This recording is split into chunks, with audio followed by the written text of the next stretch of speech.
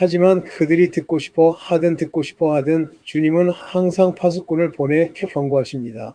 주님은 항상 경고하시며 경고하시기 전에는 아무것도 하지 않으십니다. 이제 타협의 복음에 대해 이야기해 보겠습니다. 타협이란 적응하는 것, 적합하게 만드는 것, 받아들이기 쉽게 만드는 것, 다른 사람의 욕망에 굴복하여 그들을 달래는 것을 의미합니다. 이 모든 것을 종합해 보면 저는 지옥에서 만들어진 복음에 대해 이야기하고 있으며 이 복음은 지금 미국 전역에 전파되고 있습니다. 이 복음은 적합하고 받아들이기 쉽고 편리한 복음입니다. 죄인들의 욕망과 나약함에 굴복한 복음입니다. 저는 이것을 타협의 복음이라고 부릅니다. 왜냐하면 죄인들을 달래고 끌어들이기 위해 복음을 적응시키고 조정하기 때문입니다. 이 타협의 복음은 주로 미국 문화에서 우리의 생활 방식을 편하게 하기 위해 만들어진 것입니다. 주로 부유하고 번영하는 백인 미국인들에게 어필합니다. 이 복음은 지옥에서 만들어졌습니다. 이 새로운 복음은 미국 전역을 휩쓸고 있으며 모든 교파의 목회자들에게 영향을 미치고 있습니다. 메가처치를 탄생시키고 있으며 미국에서 가장 큰 교회들 중 일부가 이 복음에 관여하고 있습니다. 이것은 대립하지 않고 편리한 적응된 복음입니다. 이 교회는 촌극, 유머러스한 촌극, 짧고 자극적이지 않은 20분짜리 설교 등을 통해 신도들에게 복음을 주입합니다. 이 모든 것을 구도자 신화적인 교회라고 부릅니다. 언젠가 누군가 도시로 이사와서 이런 교회를 뉴욕에 세우려고 할지도 모릅니다. 요즘 이런 교회들이 매일 밤 우후죽순처럼 생겨나고 있고 갑자기 수천 명이 참석하고 있습니다. 이 새로운 복음은 젊고 총명하며 재능 있는 목사들에 의해 전파되고 있습니다. 그들은 어떤 도시든 어떤 마을이든 하룻밤 사이에 메가처치를 세울 수 있는 공식을 발견했습니다. 제가 이해한 바로는 그 공식은 먼저 사역자들과 함께 지역 사회에 들어가 신도들이 교회에 오는 것에 대해 무엇을 불편하게 생각하는지 알아내는 것입니다. 예를 들어 왜 셔츠를 10벌이나 입고 오지 않으세요? 무엇이 불편했나요? 어떻게 하면 다시 교회로 돌아올 수 있을까요? 무엇이 편안할까요? 무엇을 보고 싶으신가요? 그와 같이 지역 사회를 조사하고 나서 설교를 시작하는 것입니다. 성가대가 싫으시면 없애겠습니다. 정장을 입는 게 싫으시면 그냥 원하는 대로 오세요. 그냥 원하는 것을 말해주세요. 이런 식으로 지역 사회를 조사한 후 설교를 시작합니다. 그들은 컴퓨터가 있는 회의실에서 앉아 예배 참석자들이 편안하고 친근하게 느낄 수 있는 프로그램을 설계합니다. 죄인 친화적이라고 부르고 싶다면 구도자 친화적이라고 부르겠죠. 그리고 그들을 하나님의 집으로 끌어들이려고 노력합니다. 이것은 미국 역사상 가장 번창하고 있는 종교운동이 되었습니다. 교회는 기업처럼 운영됩니다. 과거에는 CEO, 최고 경영자가 있었고 거대한 사업이었습니다.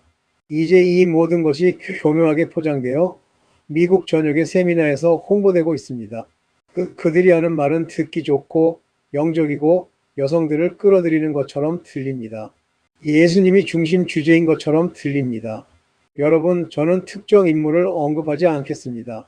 왜냐하면 저는 그들의 인격에 대해 이야기하는 것이 아니라 그들이 전파하는 복음에 대해 이야기하는 것이기 때문입니다. 저는 사도 바울이 우리가 아직 전파하지 않은 다른 복음이 올 것이라고 경고했던 것을 상기시켜 드리고 싶습니다. 그는 다른 예수를 전파할 다른 복음이 올 것이라고 말했습니다. 여러분은 그의 이름을 듣게 될 것입니다. 듣기에는 달콤하게 들리겠지만 그는 우리가 아는 예수가 아닙니다. 바울은 내가 전하는 예수가 참 예수가 아니라고 말했습니다. 바울은 계속해서 말했습니다. 그는 놀라며 말했습니다. 여러분은 그리스도의 은혜로 부르심을 받은 그분에게서 너무나 멀리 떨어져 다른 복음을 따르고 있습니다. 잘 들으십시오. 지금 이 땅에는 수많은 사람들이 다른 복음, 다른 예수를 전파하는 목사들 아래 앉아 있습니다.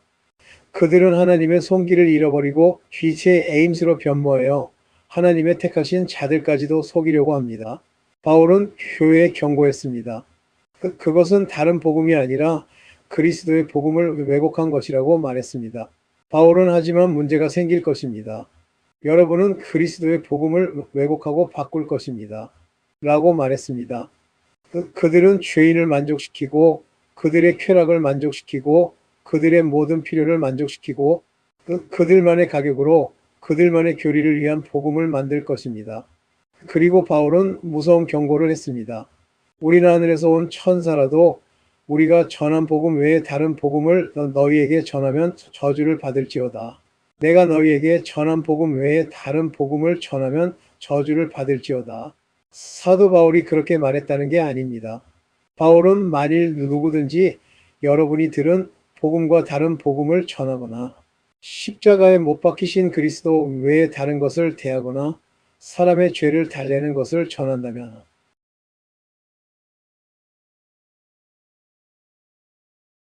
청교도 시대의 반법운동을 창시한 사람 중 한 명인 크리스천은 율법의 짐을 벗어던졌습니다.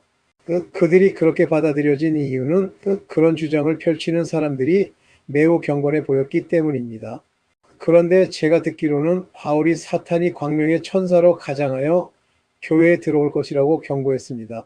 사탄은 자신의 종들을 통해 교회에 침투할 것입니다. 그들은 마치 천사처럼 나타난 거짓 선지자, 거짓 사도, 속이는 일꾼으로서 그리스도의 사도로 가장하여 거짓 의의 복음을 전파할 것입니다. 사탄 자신도 광명의 천사로 가장하기 때문에 이상한 일이 아닙니다. 그러므로 그의 종들이 의의 종으로 가장하는 것도 이상한 일이 아닙니다. 그들의 결국은 그들의 행위대로 될 것입니다. 바울은 그들이 와서 육신과 권력, 돈, 위대함, 숫자, 그리고 세상의 인정을 자랑할 것이라고 말했습니다. 양의 옷을 입고 너희에게 오는 거짓 선지자들을 조심하라고 경고하셨습니다. 그들은 온순하고 진실하며 총명하고 총명한 양처럼 보이지만 그들의 말 속에는 굶주린 늑대들이 숨어 있다고 하셨습니다. 예수님은 자신의 메시지 맥락에서 이 말씀을 하셨습니다.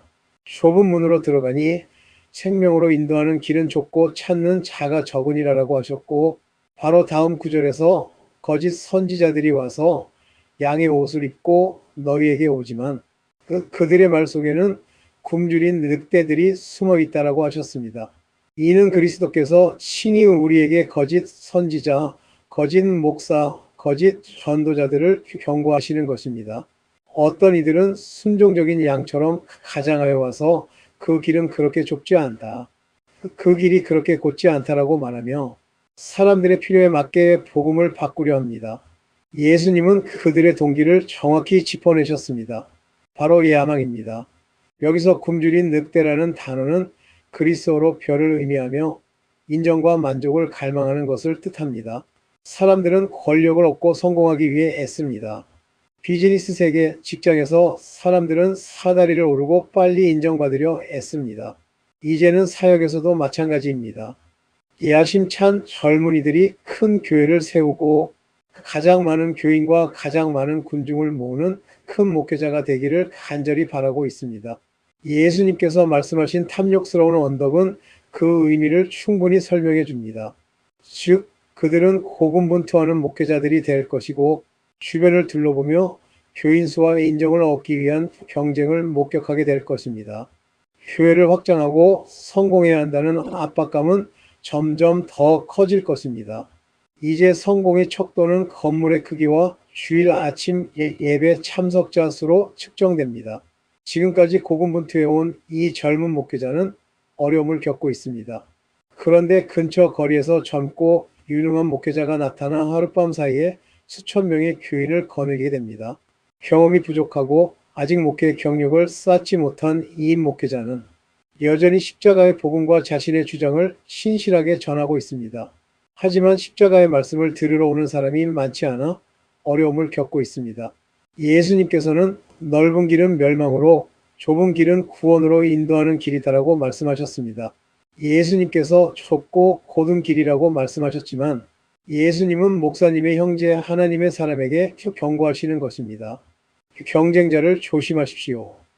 그 자리가 마음에 들어오는 순간 마귀는 양의 탈을 쓴 늑대 중 하나를 골라 당신의 길목에서 당신을 유혹할 것입니다. 그는 당신을 불경건한 야망에 빠뜨려 경쟁하고 큰 인물이 되도록 유혹할 것입니다. 그는 교회 성장을 위해 어떤 대가를 치르더라도 심지어 목사님의 영혼까지도 팔아넘기려 할 것입니다. 저는 바울의 경고와 고린도후서 11장에 나오는 사역자들에 대한 이야기를 읽었습니다. 그들은 의를 전파한다고 믿는 광명의 천사들이지만 어떤 식으로든 사탄의 도구로 변질되었습니다. 하나님, 그것이 가능합니까? 사람이 올바르게 반응하다가 변해서 마귀의 도구가 될 수 있다는 것이 정말로 타당한 것입니까? 하나님의 사람이 참된 목자이신 하나님을 위해 사계절 내내 참된 복음을 전파하며 올바르게 시작했지만 지옥의 무언가가 그의 마음과 영혼을 사로잡아 악령에 사로잡혀 변질되어 사탄의 종이 될 수 있다는 결론을 내리는 것이 부적절한 것입니까? 여러분, 이런 일은 매일 바로 여기 뉴욕에서도 일어나고 있습니다. 사람들이 단순한 복음을 전하는 것에 만족하지 못하고 지루해지면 기도하지 않고 하나님을 찾지 않으며 사람과 숫자에만 눈길이 가고 다른 사람들처럼 평가받고 싶어 합니다. 성공하고 싶어 하는 거죠. 그래서 이런 모습이 드러나는 겁니다. 제가 가는 곳마다 이런 이야기를 듣습니다. 어떤 목사는 휴가 중에 빌린 아파트에서 TV를 보다가 주일 아침에 다른 목사들의 설교를 듣고 올해는 2,500명이 됐는데 내년에는 4,500명이 되고 싶어 무슨 수를 써서라도 그 목표를 달성해야겠다라고 말합니다. 성장을 위해 기도하는 것 자체는 잘못된 것이 아닙니다. 하지만 인간적인 야망을 채우기 위한 것이라면 사람을 악마로 변하게 할 뿐입니다. 잘 들어보세요. 어떤 분야에서든 성공을 거둘 수 있는 공식을 찾을 수 있습니다. 제가 바로 그런 이야기를 하고 있는 겁니다. 몇몇 젊은이들이 교회를 세우는 공식을 만들어냈습니다. 이 공식은 복음을 수용하는 방식으로 성경의 모든 것에 적용 가능합니다. 제가 다음 13개의 글을 모임에서 읽었습니다. 안디옥의 경건한 사람들은 젊은 사역자들을 파송하여 교회를 세우고 어둠에 물든 세상에 복음을 전하려고 했습니다. 하나님은 어떻게 교회를 세우시는 걸까요? 성령님은 어떻게 역사하시는 걸까요? 성경은 그들이 함께 주님께 섬기며 금식했다고 말합니다. 이것이 그들의 계획 회의였습니다. 예배하고 금식하며 주님의 인도하심을 기다렸습니다. 그러자 성령님이 오셔서 그들에게 정확히 무엇을 해야 할지 알려주셨습니다. 두 번째로 그들은 기도했습니다. 전략을 세우거나 인맥을 쌓거나 아무도 나서지 않았습니다. 오직 이것이 길이니 이 길로 가라는 말씀만 들려주셨습니다. 성령님이 말씀하시자 그들은 안수하고 그들을 파송했습니다. 성경은 성령의 능력과 기름 부음 아래서 그들이 파송되었다고 말합니다. 바울은 평생 종교적인 공식에 따라 신앙생활을 해왔습니다. 그는 인간이 만든 계획과 가르침에 얽매여 살았고 타락한 유대인들의 죄악과 약점을 이용하려 했습니다. 그는 그런 것들에 질려나는 그런 것과는 아무 상관이 없다. 그런 것들이 많은 사람들을 끌어들인다라고 말했습니다. 그러나 어느 날 예수님께서 오셔서 자신을 드러내셨습니다. 바울은 모든 공식을 버리고 그것들을 쓰레기로 여겼습니다. 바울은 스스로 고백했습니다. 저는 그리스도의 복음과 성령의 능력과 나타남을 온전히 전파하기로 결심했습니다. 복음이 능력으로 전파되고 성령의 나타남이 없다면 그것은 복음이 아닙니다. 슬프게도 미국에는 복음이 무엇인지조차 모르는 사람들이 많습니다. 들어본 적이 없기 때문입니다. 바울은 부끄러움 없이 이렇게 말했습니다. 우리는 유대인에게는 걸림돌이 되시는 십자가에 못 박히신 그리스도를 그리스인에게는 어리석은 것을 전파합니다. 바울은 형제 자매들에게 이렇게 말했습니다. 유대인과 그리스인은 우리에게 우리의 잘못을 받아들이라고 요구합니다. 유대인은 표적을 원하고 그리스인은 지혜와 기적을 원합니다. 어떤 이들은 지혜를 얻는 10가지 방법을 원합니다. 그러나 바울은 결코 타협하지 않겠다고 말했습니다. 그들이 우리의 복음을 어리석다고 하고 시대에 뒤떨어졌다고 현대적이지 않다고 말하게 하십시오. 나는 여러분 가운데 예수 그리스도와 그분이 십자가에 못 박히신 것 외에는 아무것도 전파하지 않기로 결심했습니다. 다른 복음은 여러 면에서 죄인의 잘못을 받아들이게 하지만 성령께서 슬퍼하시는 3가지 잘못이 있습니다. 저는 3가지 영역에서 하나님의 슬픔을 느꼈습니다. 목회자들이 군중에 맞춰 복음을 바꾸는 세 가지 영역입니다. 첫째, 인간의 쾌락에 대한 사랑을 수용하는 것입니다. 알아두십시오. 마지막 날에 위험한 때가 올 것입니다. 사람들은 하나님을 사랑하는 것보다 쾌락을 더 사랑할 것입니다. 여기서 쾌락을 뜻하는 그리스어는 관능, 정욕, 관능적인 쾌락, 즉 모든 사람에게서 자극적이고 만족스러운 감각적 쾌락을 의미합니다.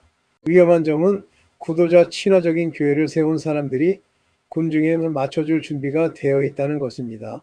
성경은 그들이 관능을 반대해서는 안 된다고 분명히 말합니다. 그들은 관능에 반대하는 설교를 할 수 없습니다.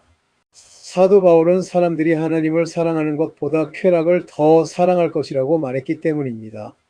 그들은 스포츠를 사랑하고 성인 영화를 사랑하고 비디오를 사랑하고 컴퓨터를 이용한 성행위를 사랑하고 이러한 관능적인 것들을 사랑할 것입니다. 성경은 그들이 이러한 것들을 사랑할 것이라고 말합니다. 그들은 하나님의 집에 들어올 것입니다. 만약 당신이 그들을 수용한다면 당신은 그들의 음란한 성행위에 대해서는 한마디도 하지 않겠습니다. 그들은 강단에 서서 악한 죄를 지을 준비를 해야 할 것입니다. 바울은 이런 사람들에 대해 이들은 진리를 거스르는 자들, 마음이 부패한 자들, 믿음에 있어서 거짓된 자들이라고 말했습니다. 저는 믿을 수 없어서 텔레비전으로 중계된 한 비밀, 친교회 상원의원과 친분이 있는 대형교회에서 예배를 보았습니다. 목사가 오늘 밤은 데이비드 레터맨 쇼가 있는 날이니 즐겁게 보내러 왔습니다. 라고 말하며 예배를 시작했습니다. 목사는 뻔뻔스럽게도 우리는 불쾌하게 하려는 것이 아니라 편안하게 드리려고 왔습니다. 라고 말했습니다. 그 많은 사람들이 얼마나 오래 그 자리에 있었겠습니까? 목사는 성령의 감동을 받아 사람들을 즐겁게 지옥으로 인도했다는 사실을 깨달았습니다. 그리고 어느 일요일 밤 그는 일어나서 당신의 죄는 반드시 드러날 것입니다. 라고 말했습니다. 그 교회에 앉아있던 수천 명의 사람들, 하나님을 갈망했지만 더 나은 것을 알지 못했던 사람들은 순식간에 하나님 앞에서 울고 무너졌습니다. 그리고 나머지 사람들은 모두 문으로 나가 다시는 돌아오지 않았습니다. 그들은 그렇게 될 것입니다. 심판날의 목사들은 이 무서운 말씀을 듣게 됩니다. 인자야, 내가 너를 파수꾼으로 세웠으니 내 입에서 나오는 말을 듣고 악인들에게 경고하여라. 악인들에게는 반드시 죽을 것이라고 말하여라. 그러나 너는 악인들에게 경고하지도 않았고 악한 자들이 악한 길에서 돌이켜 생명을 구하도록 경고하지도 않았다. 그러나 너는 그 악인들을 멸망시킬 것이다. 그들은 죄 가운데서 죽었지만 이제 나는 내 손에서 그들의 피를 요구한다. 두 번째 칭찬할 점은 현대인의 자기 부인에 대한 거부감을 용인한다는 것입니다. 세 번째 칭찬할 점은 인간의 반역적인 성향, 즉 십자가를 용인한다는 것입니다. 보라, 내가 시온의 걸림돌, 곧 거치는 반석을 놓아두겠다. 바울은 십자가의 반역에 대해 이야기했고 이제 우리는 하나님께서 이 새로운 교리, 미국에서 일어난 새로운 운동을 미워하시는 이유의 핵심에 도달하고 있습니다. 하나님께서 이 교리를 미워하시고 단호히 거부하시고 저주하시는 이유, 그리고 이 교리를 받아들이는 설교자들을 심판하시는 이유가 바로 여기에 있습니다. 하나님은 십자가에 나아오는 것 이상을 요구하십니다. 십자가를 통과하는 것을 요구하시는데 그것이 바로 반역입니다. 사람이 가진 모든 것, 소유한 모든 것, 믿었던 모든 것을 내려놓아야 하기 때문입니다. 이것이 바로 반역입니다. 죄인은 십자가 앞에 나와 무릎 꿇고 단 한 번의 신앙 고백으로 그분의 주장을 받아들이고 주님, 저는 믿습니다. 라고 말할 준비가 되어 있습니다. 그는 십자가의 모든 혜택을 원하고 그리스도께서 희생되셨고 자신의 모든 죄를 덮어주셨다는 것을 믿고 싶어 합니다. 여러분, 지금 전파되고 있는 것은 십자가입니다. 모든 표현이 다 갖춰져 있고 십자가에 대해 듣기 좋게 이야기한다면 예수님의 십자가 앞으로 나와 용서받으라는 것입니다. 하지만 그리스도와 함께 무덤에 들어가 죽는다는 말은 한마디도 없습니다. 무덤에 내려갔다가 부활하여 새 생명을 얻는다는 말도 없습니다. 십자가 앞으로 나와 무릎 꿇고 기도한 다음 다시 죄로 돌아가라는 것입니다. 아무도 뭐라고 하지 않습니다. 오직 믿음으로 받아들이는 것입니다. 그 그리스도의 또 다른 의를 얻는 것입니다. 죄에 대한 죽음이 아니라 부활이나 새 생명입니다. 이것이 바로 십자가의 핵심입니다. 끝까지 나아가는 것입니다. 나올 때 그분은 완전한 순종을 요구하십니다. 우리가 가진 모든 것을 요구하십니다.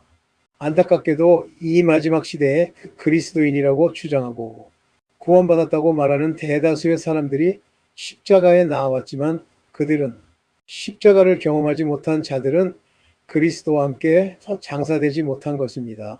바울은 나는 그리스도와 함께 죽었고 그리스도와 함께 부활했고 그리스도와 함께 십자가에 못 박혔다고 말했습니다. 나는 그의 십자가에 나아갔을 뿐 아니라 내 십자가를 지고 그와 함께 그 모든 것을 겪었습니다. 이제 우리에게는 십자가가 그에게 무엇을 했는지 말해주는 또 다른 복음이 있습니다. 하지만 복음이 사람들을 어디로 인도하려는지는 말하지 않습니다. 여러분, 복음은 단순히 용서나 믿음만으로는 이루어지지 않습니다. 단지 언젠가 천국에 가는 것만이 아닙니다. 영혼 구원이나 육체 구원만이 아닙니다. 하나님은 너희의 육체를 원한다. 너희의 몸을 산 제물로 원한다라고 말씀하십니다. 이것이 바로 십자가의 복음입니다.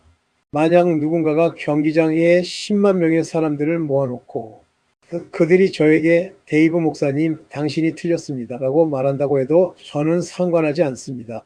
보세요. 제 비밀 친교교회에 10만 명이 왔고 그들은 모두 이제 믿는 자가 되었습니다. 하지만 저는 알고 싶습니다. 만약 그 10만 명에게 예수 그리스도의 온전한 복음이 전해지지 않았고 은혜롭게 변화되지 않았고 그 대가에 대한 요구가 제시되지 않았고 그들이 과보와 위로만 받았다면 어떻게 될까요? 그들의 죄로 인해 10만 명이 이전보다 2배나 더 지옥의 자식이 되었고 더 나쁜 상태에 놓이게 되었습니다. 성경은 그들이 지금 와서 저주의 말씀을 듣고 마음속으로 내가 내 마음의 생각대로 행할지라도 평화를 얻으리라고 말하며 스스로를 축복할 수 있다고 말합니다. 그러나 그들에게는 거짓된 평화가 주어졌습니다. 그들은 죄 가운데 살면서 결코 책망받지 않고 제거되지 않고 십자가의 요구를 보지 못할 수도 있습니다. 예수님은 죄의 지배와 죄의 개념으로부터 모든 사람을 구원하기 위해 영광스럽게 죽으셨지만 죄가 자신의 삶을 지배하게 하셨습니다. 만약 은혜의 설교가 의로움을 목표로 하지 않는다면 그것은 다른 복음입니다. 구원을 가져오는 하나님의 은혜가 모든 사람에게 나타났고 우리에게 불경건과 세상적인 정욕을 부인하고 이 세상에서 절제하고 이롭고 경건하게 살라고 가르치고 있습니다. 저는 미국에서 가장 유명한